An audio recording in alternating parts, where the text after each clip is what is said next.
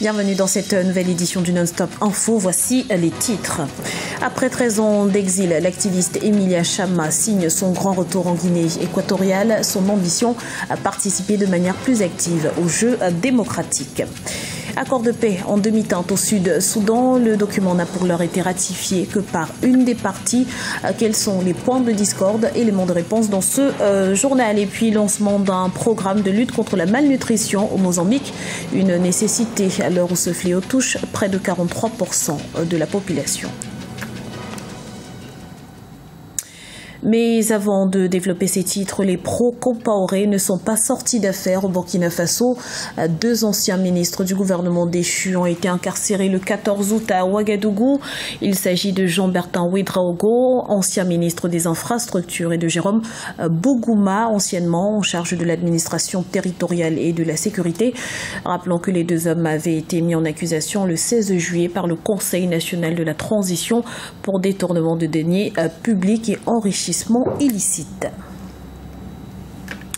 Emilia Chama de retour en Guinée équatoriale après 13 années d'exil. Cette activiste opposante au parti au pouvoir et leader de Alternative Féminine est de retour aux sources afin de participer plus activement à la vie politique équato-guinéenne. Reportage de notre correspondant Serge Kofi.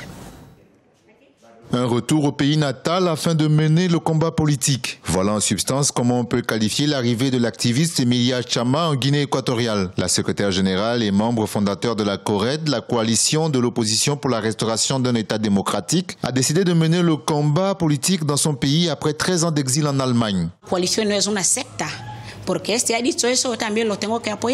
Une coalition n'est pas une secte. Chaque personne qui y adhère doit avoir ses principes, ses idées claires. Au sein de la CORED, nous avons plusieurs divergences. En tant que secrétaire général élu par mes compagnons, nous avons adressé des correspondances aux institutions européennes. Leur réponse a été claire. Vous devez rentrer dans votre pays et c'est seulement après ça que nous vous aiderons. Le retour de cet activiste a lieu dans un contexte difficile pour la coalition. Son secrétaire général adjoint et représentant pour l'Espagne, Francisco Ela Beme, a démissionné et la CORED est fortement divisée avec l'émergence de 2 courants. Le premier, la CORED originelle, incarnée par l'un des fondateurs, Raimundo Elanseng, qui exige la démission du président Birama Bazogo. Et le second, moins radical, incarné par Emilia Chama. C'est ici que je dois travailler, c'est ici que je dois aider. J'ai des idées. J'ai eu la chance de vivre dans un pays avec un système social très élevé, l'Allemagne. Je n'apporte pas de l'argent de l'Europe, mais j'apporte des idées constructives pour la Guinée équatoriale. La CORED, la coalition de l'opposition pour la restauration d'un État démocratique, est née en décembre 2013 avec pour objectif l'alternance en Guinée équatoriale. Formé hors du pays, le gouvernement a plusieurs reprises rejeté la légitimité de cette coalition à travers les discussions politiques. Nouveau rebondissement au Front populaire ivoirien. Les frondeurs de la formation appellent au boycott de l'élection présidentielle d'octobre 2015. Ces derniers estiment qu'il est inopportun au vu d'une situation politico-sécuritaire qu'ils jugent précaire d'organiser ce scrutin.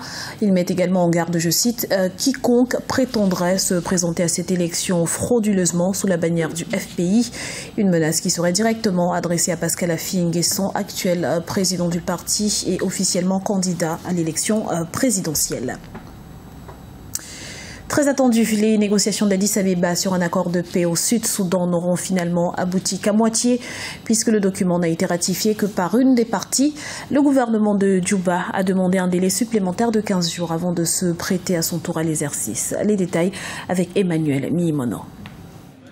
Pas d'accord de paix à la suite des pourparlers entre le gouvernement sud-soudanais et les rebelles. Le président Salva Kiir demande un délai de 2 semaines avant de parapher le document de sortie de crise proposé par les médiateurs. Nous souhaitions voir le président Salva Kiir signer ce plan d'action qui nous conduirait à la fin de cette crise.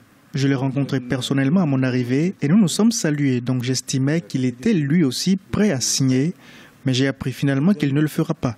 Je ne trouve vraiment aucune explication à cela. L'accord a été signé par des représentants de l'opposition et d'anciens détenus du Soudan du Sud, ainsi que par d'autres parties prenantes pour mettre fin à ce conflit qui perdure depuis plus de 20 mois. Pour l'Union africaine, les échanges d'Addis Abeba ont finalement porté leurs fruits.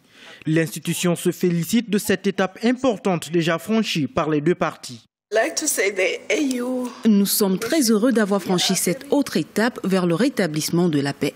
Bien sûr, il ne s'agit pas encore d'une étape complète parce que d'autres parties n'ont pas signé, mais nous avons bon espoir car le paraphe a été fait. Donc, nous espérons que dans les prochains jours, les consultations seront faites et qu'enfin, il y aura un accord complet. Pendant ce temps, le Premier ministre éthiopien Haïlé Mariam Desalegn, médiateur et président de l'IGAD, l'autorité intergouvernementale pour le développement en Afrique, a promis d'encourager le gouvernement du Soudan du Sud à signer le document. Certains d'entre nous étaient sur le point de perdre espoir, mais nous pouvons nous attendre à ce que du côté du gouvernement, la question soit traitée dans les 2 semaines à venir et que l'accord de paix soit signé. Je pense que l'étape d'aujourd'hui est un bon message envoyé au peuple sud-soudanais. J'encourage le président Salva Kiir et son équipe à conclure la signature de ce document. Les différentes parties s'étaient engagées sous l'égide de la médiation sous-régionale à parvenir à la signature de cet accord le 17 août 2015. Le Soudan du Sud connaît des violences depuis décembre 2013. Les affrontements ont causé des milliers de morts et forcé environ 1,9 million de personnes à fuir leur maison. S'appuyer sur les ressources naturelles pour lutter contre la malnutrition. Au Mozambique, les communautés de pêche l'ont compris. Ces derniers tirent profit des importantes réserves de poissons pour répondre à leurs besoins alimentaires.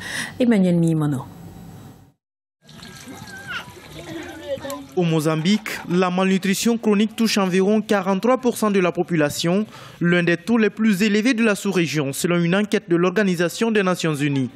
Pourtant, dans le nord du pays, par exemple, les eaux regorgent d'énormes quantités de poissons, mais les populations riveraines sont sous-alimentées.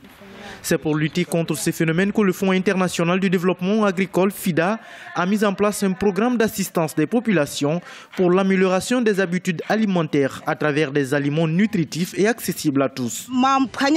Nous avons appris à changer nos habitudes alimentaires de sorte que nous nous sommes habitués tantôt à faire des haricots et du poisson, tantôt de la bouillie ou des plats différents au cours de la semaine. Il y a une réduction de la maladie liée à la malnutrition. Le programme se base sur la formation de bénévoles. Ces derniers assistent ensuite les familles en leur proposant des recettes à concocter à forte valeur nutritive. Environ 4000 personnes ont appris de nouvelles recettes, créant de nouvelles formes locales d'inspiration culinaire. Ils partagent les idées avec leurs voisins et tout le monde en apprend un peu tous les jours. Le tout concourt à faire de la nourriture au meilleur goût avec des aliments locaux. Selon le Fonds international de développement agricole, le programme aide également les pêcheurs de la région à améliorer leurs revenus et à renforcer les méthodes de pêche. Je pêche depuis longtemps et nous avons l'habitude de prendre tout ce que nous pouvions de la mer. Avant, on utilisait des moustiquaires, mais nous ne le faisons plus maintenant. Nous avons appris de meilleures méthodes qui nous permettent même de capturer des poissons de grande valeur. Le programme d'IFIDA est en train de changer le quotidien de ces populations. La terre est riche en ressources et les communautés de pêcheurs ici apprennent à diversifier et améliorer leurs habitudes alimentaires. Tout en participant à la prospérité de la communauté, ces populations sont également outillées par le FIDA sur les moyens de lutte contre certaines maladies endémiques telles que le VIH-Sida. C'est une page de l'histoire du sport africain et mondial qui se tourne ce 19 août 2015. Lamine Diack, premier africain à avoir dirigé une grande fédération internationale sportive, passe le témoin. Le Sénégalais élu à la tête de la Fédération internationale d'athlétisme en 1999 quitte en effet ses fonctions ce mercredi.